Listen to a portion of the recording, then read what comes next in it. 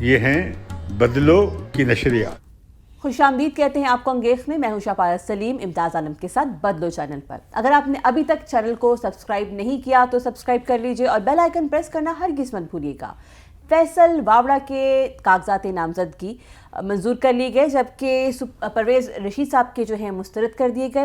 حفیظ شیخ کو جتانے کے لیے جو ہے کامیاب کرنے کے لیے جہانگیر ترین صاحب اور آئی ایم ایف جو ہے میدان میں آ گئے ہیں اور سپریم کورٹ میں صدارتی ریفرنس پر بحث جاری ہے.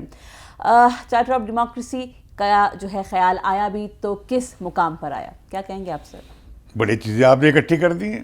سر آپ بتائیے کیا کہتے ہیں، بسم اللہ کیجیے.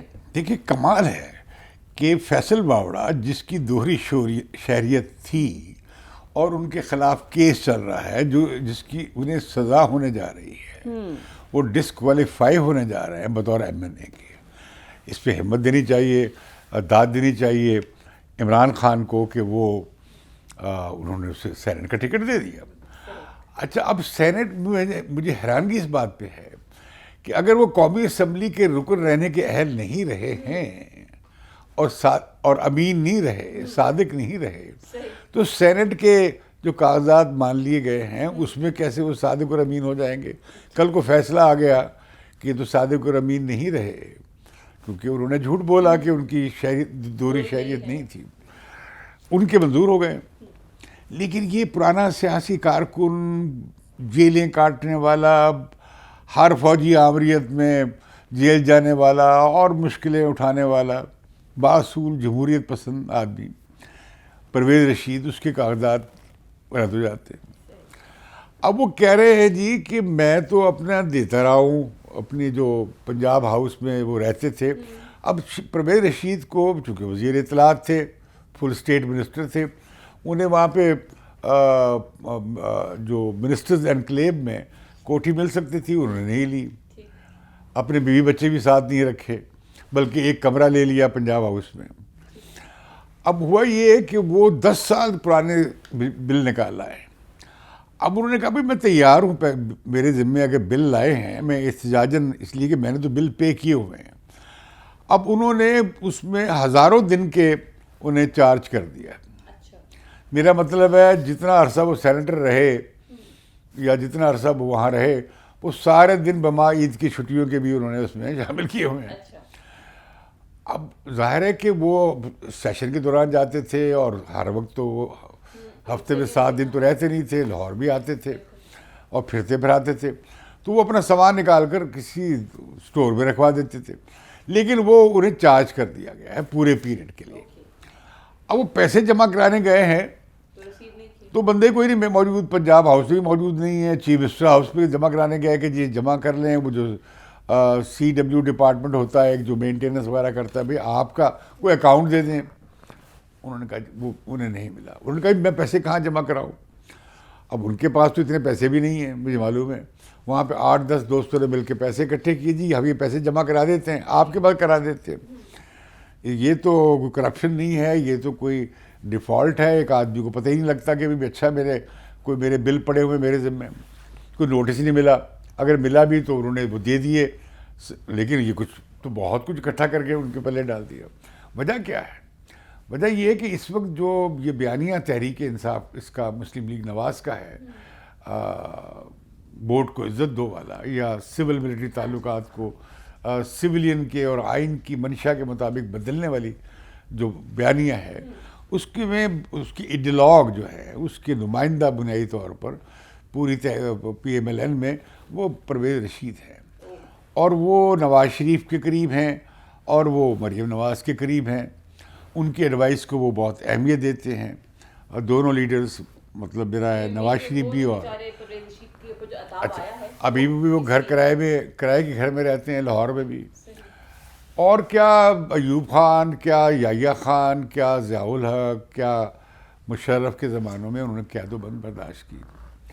میرے وہ بڑے پرانے ساتھی رہے ہیں یونیورسٹی کے زمانے کے، کالج کے زمانے کے. ہم اکٹھے تھے 68 کی موومنٹ میں بھی اور ایم آر ڈی کی تحریک میں بھی، اور اس کے بعد پھر یہ بعد یحییٰ خان کے پیریڈ میں بھی، پھر ایم آر ڈی کی تحریک میں.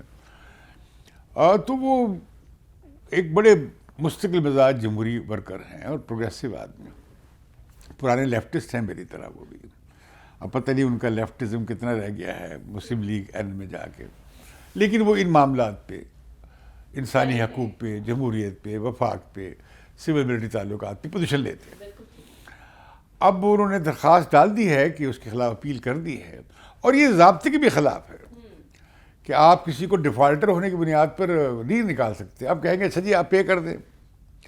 وہ کہتے، انہوں نے کہا جی میرے پاس تو میرا کام تو آپ کو ڈسکوالیفائی کرنا تھا، یہ میں کر سکتا ہوں، میں آپ کے پیسے وصول نہیں کر سکتا جو آپ کو نے جو ایریز دینے ہیں. اس کے لیے اسپیشل آڈٹ کرایا گیا پنجاب کے چیف منسٹر صاحب نے، کیونکہ پنجاب ہاؤس ان کے تحت آتا ہے. تو لہذا اب وہ ان کا معاملہ لٹک گیا ہے، کیونکہ وہ بڑی زوردار آواز ہوتے اور ہوں گے. امید ہے کہ ان کے کاغذات کلیئر ہو جائیں گے. لیکن وہ سارا معاملہ جو ہے نا وہ اب بحث کچھ اور بن گئی ہے. ابھی جیسے آپ نے کہا کہ کیا کہا تھا آپ نے، ہاں دیکھیے حفیظ شیخ صاحب امیدوار اس وقت بنے ہیں، اس کی یہ پتہ خوب لگایا ہے نصرت جاوید نے، ہمارے دوست نے، کہ آئی ایم ایف کا جو پیکج رکا ہوا تھا وہ بحال ہو گیا. حکومت کہتی تھی ہمیں ضرورت ہی نہیں رہی، ہمارا یہ جو ہے کرنٹ اکاؤنٹ ڈیفیسٹ جو تھا، چالو خسارہ جسے کہتے ہیں بجٹ کا، اب وہ ختم ہو گیا ہے، ہم پازیٹیو ہو گئے ہیں اور ہماری معیشت چل پڑی ہے اور وغیرہ وغیرہ، ہمارے پاس فارن ایکسچینج ریزرو بھی ٹھیک ہیں. تو پھر جانے کی کیا ضرورت پیش آئی؟ تو وہ انہوں نے 2 3 4 5 جو ریویو تھے اکٹھے کر دیے اور منظوری دے دی بورڈ نے، ان کی ٹیم نے دے دی، ابھی بورڈ نے منظوری کرنی ہے، اور $50 کروڑ وہ جاری ہو گئے ہیں. اب مطلب یہ ہوا کہ انہیں لائے بھی آئی ایم ایف والے تھے. جب اسد عمر فیل ہو گئے تو اس کے بعد آئی ایم ایف کا پروگرام میں گئے، اور آئی ایم ایف کے پروگرام کے ساتھ انہوں نے اپنا امپلیمنٹ کرنے والا ٹیکنوکریٹ بھی بھیج دیا. اب وہ آ گئے. اچھا اب ایک طرف سے یہ ہے عالمی مالیاتی ادارے کی بیکنگ، اور دوسری طرف یہ ہوا ہے کہ یہ جو ترین صاحب ہیں تحریک انصاف میں، جو اب نہیں رہے یا جو ممبر ہوں گے لیکن اب ان کے آفس بیرر نہیں ہیں اور فاصلے ہو گئے اور وہ علیحدہ ہو گئے، ان کے خلاف اب شوگر کا اسکینڈل میں وہ نمبر 2 ہیں، یہ شاید نمبر 1 ہیں جنہوں نے مال بنایا خوب. صحیح. اب حفیظ شیخ صاحب انہیں درخواست کر رہے ہیں. اب ایسے بندے کو درخواست کریں گے جو کہ شوگر مافیا کا سرغنہ نہیں تو ان میں سے ہے، ٹاپ لوگوں میں سے ہے، تو مطلب یہ ہے کہ وہ مال لگائیں گے. یعنی وہ کیا ان کے وہ اتنے بڑے وڈیرے نہیں ہیں کہ جن کے زیر اثر سرائیکی بیلٹ کے بڑے بڑے ذمہ دار ہوں. وہ خود فن خان ہیں اپنے اپنے علاقوں میں. تو اب یہ گیم جو ہے نا بڑی پڑ گئی ہے. ابھی مولانا فضل الرحمان میں اور بات چیت ہوئی ہے زرداری صاحب میں اور زرداری صاحب میں، اور نواز شریف میں بات ہوئی ہے، اور بہت کوشش ہو رہی ہے کہ وہ جو ہیں گیلانی صاحب، یوسف رضا گیلانی، وہ کامیاب ہوں. اب یوسف رضا گیلانی جو ہے وہ اب سندھ جا رہے ہیں، وہاں پہ وہ پیر پگاڑا سے بھی ملیں گے، وہاں کے وڈیروں سے بھی ملیں گے جو کہ جی ڈی اے میں ہیں. وہ سرائیکی بیلٹ کے یہاں تک کہ وہ ترین سے بھی بات کریں گے، ان کے آپس میں رشتہ داریاں ہیں. اب پیر پگاڑا کے بھی رشتہ دار ہیں یہ یوسف رضا گیلانی. تو یہ اور طرح کے جو خان خوانین ہیں کے پی کے یا بلوچستان میں بھی، یہ ان تک بھی پہنچیں گے. تو بڑا کانٹے دار مقابلہ ہے. یہ آج کے جو مقابلے ہو رہے ہیں نا پنجاب میں اور کے پی میں، ایک قومی اسمبلی کی سیٹ ڈسکے کی اور ایک وزیر آباد میں، اور پھر نوشہرہ میں صوبائی سیٹ اور کڑک کی قومی اسمبلی کی سیٹ پہ، یہ مقابلہ بھی بڑا زبردست ہے. اور آپ نے دیکھا کہ کس طرح ملیر میں پیپلز پارٹی واپس آ گئی اور انہوں نے سیٹ جیت لی اور بڑے مارجن سے جیتی ہے. اسی طرح مولانا فضل الرحمان جیت گئے ہیں بلوچستان میں صوبائی سیٹ. کیوں بائی الیکشنز میں اب اپوزیشن کے لوگ جیت رہے ہیں. آج دیکھیں گے کیا یہاں کا رزلٹ بھی آ جائے گا. جب ہم پروگرام ریکارڈنگ کر رہے ہیں اس وقت تو یہ رزلٹ نہیں آیا ہے. لیکن بڑی بات یہ ہے کہ یہ جو اسلام آباد میں جو مارکا ہے. اب مجھے یہ سمجھ نہیں آئی کہ بھئی یہ آپ دیکھیے نا پنجاب میں ایک ٹیکنوکریٹ بلا مقابلہ کامیاب ہو گیا ہے نواز لیگ کا, ایک ٹیکنوکریٹ کامیاب ہو گیا ہے پی ٹی آئی کا, پی ٹی آئی کی خاتون بھی کامیاب ہو گئی بلا مقابلہ, اور مسلم لیگ نواز کی بھی. یہ 4 سیٹیں تو گئی, 7 رہ گئی. یہ تو بلا مقابلہ ہو گئی کہ ایک امیدوار نے وڈرا کر لیا, اس لیے کہ آپ جیت ہی نہیں, چھوٹی پارٹیاں لڑ ہی نہیں سکتی, آزاد امیدوار لڑ ہی نہیں سکتا. اور جس طرح کی تقسیم ہے پنجاب اسمبلی میں اس کے حساب سے یہ ٹھیک ہو گیا ہے. اب میرا خیال ہے کہ کم و بیش ووٹ اس طرح ہی پڑیں گے.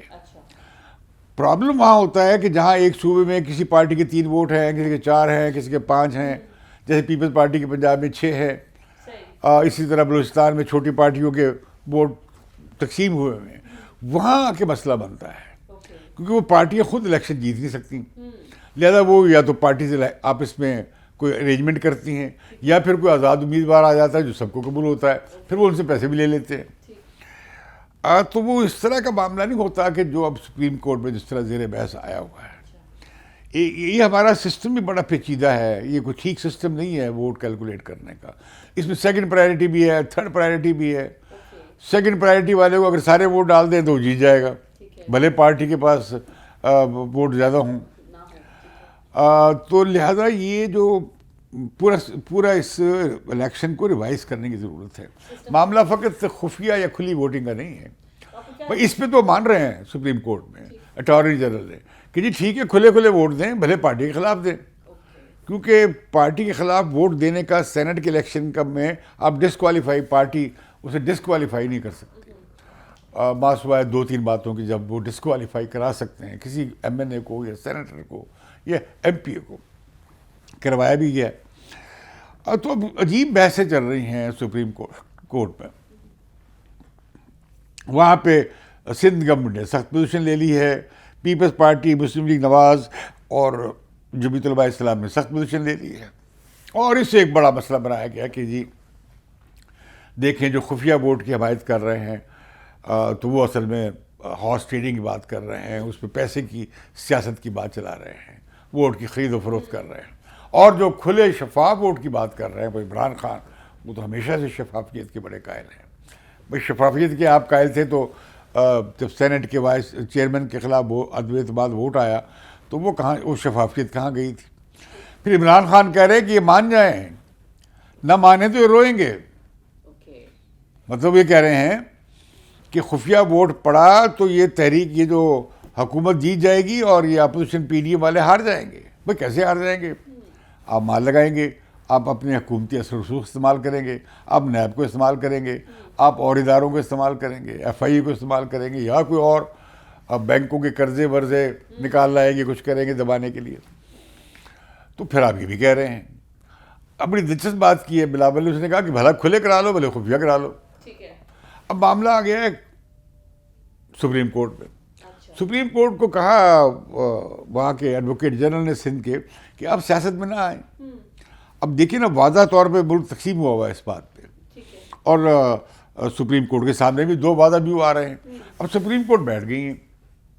اب وہ کہتے ہیں کہ جی آرٹیکل 56 میں تو متناسب نمائندگی ہے, اور آرٹیکل جو سینٹ کے الیکشن والا ہے اس میں یہ ہے کہ خفیہ ووٹنگ ہوگی.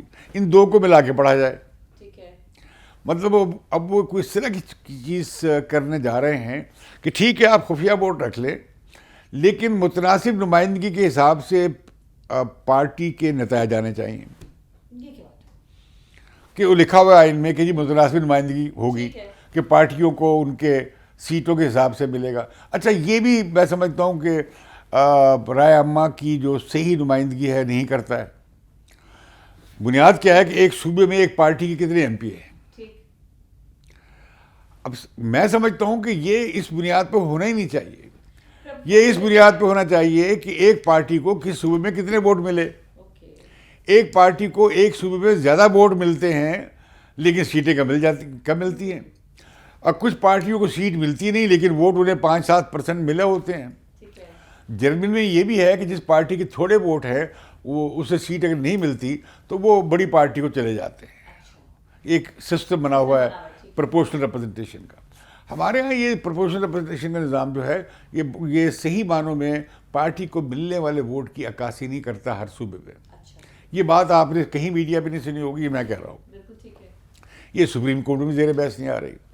لیکن اس سب کا میں سمجھتا ہوں کہ بڑی کوئی سخت ڈائریکشن جائے گی سپریم کورٹ سے. اب وہ یہ تو نہیں ہوگا کہ آئینی ترمیم کو الٹا دیں اور آرڈیننس کو ٹیک اپ کر لیں, یہ نہیں لگتا. جو پروسیڈنگ سے ظاہر ہو رہا ہے, باقی ججز کا جو ہے فیصلہ کرنا چاہیں کر لیں. لیکن یہ کہ جب وہ جائیں گے اس طرف کہ بھئی الیکشن کمیشن اس بات کو انشور کرے کہ ہر صوبے میں جس پارٹی کی جتنی سیٹیں ہیں اس کے حساب سے اسے سینیٹرز کی سیٹ ملنی چاہیے. اگر وہ کم ہوئیں تو پھر آپ اس کے خلاف انکوائری کیجیے. اب وہ انکوائری کیسے کرے گا الیکشن کمیشن؟ مثال کے طور پہ اگر ساری پارٹیاں مل جائیں کے پی میں, وہ 4 سیٹیں لے لیں گی. لیکن اگر وہ اکیلے لیں تو شاید وہ 1-2 سیٹیں لیں گی. اب یہ جو معاملہ ہے کہ کیا ارینجمنٹ کرتی ہیں پارٹیز, اس میں آپ کہاں سے تلاش کر لیں گے بدعنوانی جناب, اور وہ کیسے ہو جائے گا؟ یا دیکھیے پنجاب میں 1 سیٹ پہ گڑبڑ ہونی ہے, وہ تحریک انصاف کو بھی جا سکتی ہے, وہ جنرل سیٹس پہ وہ پی ایم ایل این کو بھی جا سکتی ہے. اب چونکہ ان کے پاس پوری 1 سیٹ کے لیے پنجاب میں 7 سیٹوں میں سے 1 پہ کم از کم ان کے پاس وہ نہیں ہے کلیئر اسٹرینتھ نہیں ہے یا کلیئر ممبرشپ نہیں ہے جس سے وہ الیکٹ ہوگا. اسی طرح بلوچستان میں ہے. بلوچستان میں کئی پارٹیوں کی نمائندگی ہے, تو وہ صرف باپ کی نمائندگی وہاں نہیں ہے, اور باپ کوئی ایسی پارٹی بھی نہیں ہے. وہاں قبائلی تعلقات بھی آتے ہیں اور تھوڑے ممبرس کے ساتھ وہ آپ الیکٹ ہو جاتے ہیں سینیٹر. تو یہ اس کا کچھ پتہ نہیں لگ سکے گا. اب یاد آیا ہے پھر جناب چارٹر آف ڈیموکریسی. اب کیوں یاد آیا؟ چارٹر آف ڈیموکریسی میں لکھا ہوا ہے کہ سینٹ کا الیکشن کھلا ہوگا, ٹھیک ہے, کہ ہم آئینی ترمیم لائیں گے. صحیح. لیکن میں پوچھنا چاہتا ہوں کہ جس چارٹر آف ڈیموکریسی کو کہا جا رہا تھا میثاق کرپشن, ان دونوں پارٹی کا یہ تھا باری باری لوٹ مچائیں گے, یہ تشریح کرتے تھے. اب چارٹر آف ڈیموکریسی کو پہلی دفعہ مخالف کیمپ سے تکریم کا یعنی عزت احترام دیا جا رہا ہے اس شکوہ سے. لیکن چارٹر آف ڈیموکریسی میں بہت کچھ ہے. میں آج چیلنج کرتا ہوں تحریک انصاف کو بھی, اور میں سپریم کورٹ کو بھی عرض کروں گا کہ اچھا پھر چارٹر آف ڈیموکریسی کو لائیں, پورے کو پھر مکمل طور پہ لائیں. چارٹر آف ڈیموکریسی پہ اگر عمران خان متفق ہوتے ہوں تو یہ بھی اتفاق ہو سکتا ہے کہ بھئی یہ جو خفیہ ووٹ بھی کھلا ہو سکتا ہے. اوکے. لیکن چارٹر آف ڈیموکریسی میں زمین و آسمان اوپر نیچے کر دینے والی باتیں ہیں. سول ملٹری تعلقات کا جو ایجنڈا دیا ہے پی ڈی ایم نے بدلنے کا آئین کی منشا کے مطابق, وہ تو سارا چارٹر آف ڈیموکریسی میں پہلے لکھا ہوا ہے.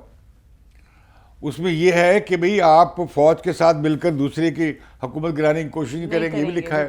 اس میں یہ بھی لکھا ہے کہ سویلین بالادستی ہو اور پارلیمنٹ کی بالادستی ہو, کہ جوڈیشری بھی آزاد ہے اور آزاد رہنی چاہیے, میڈیا بھی آزاد ہو اور آزاد رہنا چاہیے, اور یہ کہ سپریم جو ہے وہ لوگوں کی ول ہے, یعنی پارلیمنٹ سپریم ہے, کیونکہ لوگوں کی ول کی نمائندگی جو ہے وہ سپریم کورٹ کرتی ہے. سر آپ کو ایسا نہیں لگتا کہ چارٹر آف ڈیموکریسی میں سے جو چیزوں کو سوٹ کرتی ہے وہ چن لی جائے گی, باقی کو رکھ دیا یہ جائے گا؟ پکڑ لیا پوائنٹ.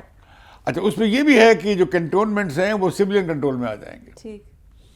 یہ جتنی ایکسپینڈ کیے جا رہے ہیں, اور اس میں وہاں پہ الیکشن ہوتے ہیں لوکل گورنمنٹ کے, لیکن کوئی انہیں اختیار نہیں ہوتا. اس میں یہ بھی ہے چارٹر آف ڈیموکریسی میں. تو لہٰذا اگر چارٹر آف ڈیموکریسی کی یاد آئی ہے تو پھر میں یاد دلاتا ہوں کہ باقی بھی چارٹر آف ڈیموکریسی میں بہت باتیں ہیں, اور میں سمجھتا ہوں کہ آئین کے بعد یہ ایک بہت بڑا ایک میثاق تھا جو ان 2 بڑی پارٹیوں میں ہوا.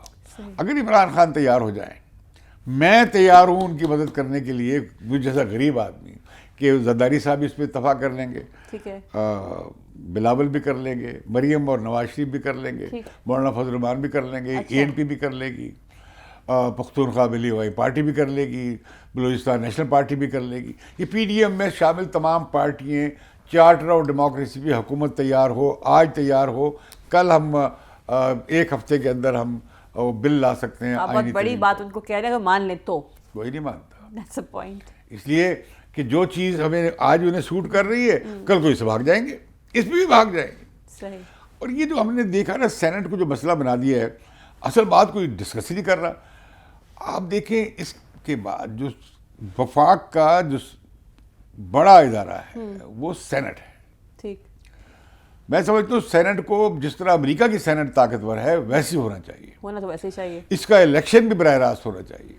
ठीक. आप सेनेट डबल कर दें, अगर हल्का बड़ा है तो उस पर हो, और लिस्ट सिस्टम भी मैं समझता हूँ न लाया जाए. ओके. बराह रास्त इलेक्शन हो. एक दूसरा मुतबादिल ये भी है कि आप जनरल इलेक्शन में लिस्ट सिस्टम ले आए, जिस तरह रिजर्व सीट्स पे नेशनल असेंबली के मेंबर इलेक्ट होते हैं, इस तरह सेनेट के भी हो सकते ठीक है. हैं. ये सारी बहस खत्म हो जाएगी. ओके. लेकिन मैं समझता हूँ परसेंटेज ऑफ वोट पे होना चाहिए अच्छा. कि एक सूबे में किस पार्टी को कितने वोट मिले, और अगर वो करना है, नहीं तो मैं समझता हूँ कि बराह रास्त इंतखाब हो. क्योंकि वो समझते हैं जी सेनेटर, जब अब सेनेट को बना लिया गया, मुल्लाओं की भी, उलमा की भी रिजर्व सीट्स हैं, टेक्नोक्रेट की भी सीट्स हैं. भाई ये सूबों को, जैसे रजा रबाई ने कहा कि ये सूबों का नुमाइंदा है. एक होता है वन वोट वन मैन की बुनियाद कि जो कि अवाम नुमाइंदगान है, वो है कौमी असम्बली. एक ईवान है, वफाकी इकाइयाँ हैं, प्रोविंसेस का ईवान, बिल्कुल, जहाँ से तमाम सूबों के आबादी की बुनियाद पे नहीं बल्कि बराबरी की बुनियाद पर हर सूबे के बराबर वोट हैं, वो सेनेट में जाते हैं. ठीक. अब सेनेट को पाकिस्तान का बहुत ही खुद मुख्तार ताकतवर मुंतखब इदारा होना चाहिए. ये क्यों बात नहीं करते? क्योंकि सेनेट अगर बहुत बाख्तियार होगा, सेनेट को तोड़ा नहीं जा सकता. अच्छा सर, अगर सेनेट को आप बाख्तियार नहीं करते तो इसका फ़ायदा भी तो मतलब हो ही रहा है ना उनको. अगर बाख्तियार कर दें तो बहुत सारी चीज़ों में जो है वो और तरह से डील करना पड़े. देखिए सेनेट अगर बाख्तियार हो जाए तो फिर आपके जितने फेडरल इदारे हैं उन्हें आप वहाँ पे जिम्मेदार कर सकते हैं. आप देखते नहीं अमेरिकन सेनेट में जो पूरी काबीना है सदर की, उसकी हेयरिंग होती है और उसकी फिर बाद से क्लियरेंस होती है, तब वो जाके वो जिम्मेदारी लेते हैं. हमारे यहाँ जितने बड़े होते हैं, भले अदलिया के जजेस हों या अफवाज के सरबराहान हों या मुख्तलिफ कमीशंस हैं और मुख्तलिफ इदारे हैं, उनके चीफ जो हैं वो सेनेट मुकर्रर करे. इसी तरह हमारे यहाँ बहुत पावरफुल हो गई है. अच्छा हुआ है कि जो काउंसिल ऑफ कॉमन इंटरेस्ट जो है, जिसमें सारे सूबे भी बैठते हैं, या जैसे नेशनल फाइनेंस कमीशन है मिसाल के तौर पे, ये सारा सेनेट के पास जाना चाहिए. वो काउंसिल ऑफ कॉमन इंटरेस्ट की भी रिपोर्ट बाकायदगी से सेनेट के सामने पेश जो होनी चाहिए, अभी भी है लेकिन होती नहीं है सही तरीके से. तो मैं समझता हूँ कि अगर चार्टर ऑफ डेमोक्रेसी को लाना है तो ये पार्टियाँ ये जो आपस की बकबक झकझक लगी हुई हैं, ज़रा ज़रा सी बात पे लड़ रही हैं. वैसे भी मैं समझता हूँ कि अगर बिल्कुल मुनसाफ इंतखाब हो जाए तो तहरीक इंसाफ और उसकी इत्तेहादी पार्टियों की अक्सरियत नहीं बनने जा रही. ओके. फिर भी अक्सरियत जो होगी पीडीएम की होगी, भले 51 हो भले 52 हो, 100 में से. ठीक. और इनकी 42-43 सीटें 44 सीटें होंगी, क्योंकि 4 पहली से है और एक आज़ाद, एक जमात इस्लामी का मेंबर है, वो 5 निकाल दे तो फिर भी उनकी अकलियत रहेगी पीटीआई की. 1-2 सीट बढ़ जाएगी आगे भी जिस पे शोर बचा है. लेकिन जो ख़तरनाक बात है जिससे पूरा का पूरा सियासी मंजर बदल जाएगा, वो है इस्लामाबाद की सीट, वो है यूसुफ रज़ा गिलानी बामुकाबला IMF के और शेख साहब हफीज और इनके जहांगीर तरीन साहब के. लेकिन मैं बताऊं आपको कि जहांगीर तरीन ने वादा तो कर लिया है हफीज शेख से, लेकिन मालूम नहीं कि शायद वोट वो गिलानी साहब को दे. ये आप इनसाइड बात कर रहे हैं या वैसे तज्जिया कर रहे हैं? उनके ताल्लुकात हैं बहुत करीब. अच्छा, रिश्तेदारी की बुनियाद पे ताल्लुकात. ठीक, बिल्कुल सही है. वो हफीज शेख आया गया, पता नहीं कहाँ चला गया. लेकिन अगर उनका मफाद हुआ, देखो ना फाइनेंस मिनिस्टर जो है इतना पावरफुल है, IMF की बैकिंग है जिसे, और वो एस्टेब्लिशमेंट का भी नुमाइंदा है. ठीक. तो वो आपको क्या क्या फायदे दे सकता है. आपके इस बात पे के बाद के इस्लामाबाद की जो है सीट वो काफ़ी इंपॉर्टेंट है. वो तख्त और तख्ता वाली सूरत हाल वहाँ से क्लियर होती है. तो अब जो है तमाम निगाहें उस तरफ लगी हुई. लेट्स सी सेनेट के इलेक्शन जो है, वो कहते हैं ना हाथ कंगन को आरसी किया, मार्च आया खड़ा. बट चार्टर ऑफ डेमोक्रेसी पे आए, इमरान खान की पार्टी आए. ठीक. तो आप कुछ मैसेज, मैं उन्हें दावत देता हूँ कि वो आए. ये पीडीएम की जमातों को मानना पड़ेगा, वो इनकार ही नहीं कर सकते. Okay, alright. तो आपका ये सोल्यूशन है. थैंक यू सो मच, बहुत शुक्रिया. आप सुन रहे थे जी अंगेख में इम्तियाज़ आलम साहब का तबसरा. आपसे मुलाकात होगी अगले हफ्ते. तब तक के लिए मुझे यानी कि शाह पारस सलीम को इजाज़त दीजिए. अल्लाह हाफ़िज़.